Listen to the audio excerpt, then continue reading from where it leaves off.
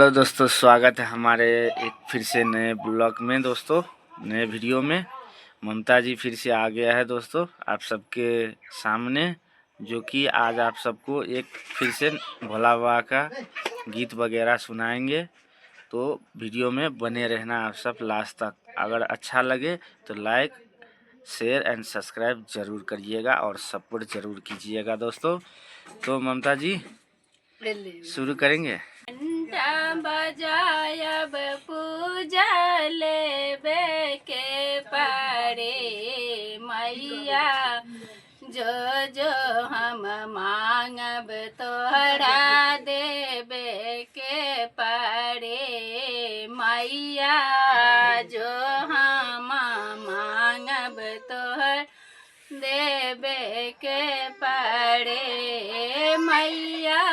घंटी बजायब पूजा लेबे के पारे मैया, घंटी बजायब पूजा लेबे के पारे मैया, जो हम मांगब तोहरा देबे पारे मैया, जो हम मांगब तोहरा देबे के पारे।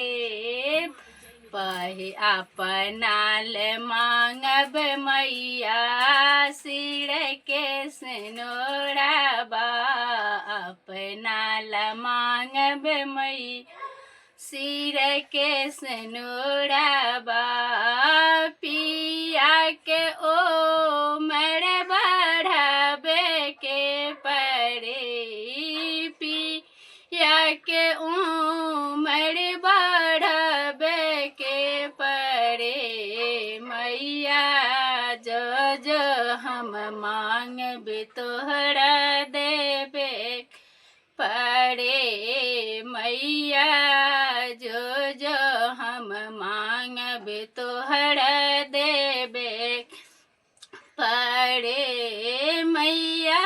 घंटी बजायब पूजा लेब के परी मैया, घंटी बजायब पूजा लेबे के रे मैया, जो हम मांगब तोहरा देबे के परे मैया, जो हम मांगब तोहरा देबे के रे। अपनाल मांगब मैया, लाल रे चुनरी, अपनाल मांगब मैया, लाल रे चुना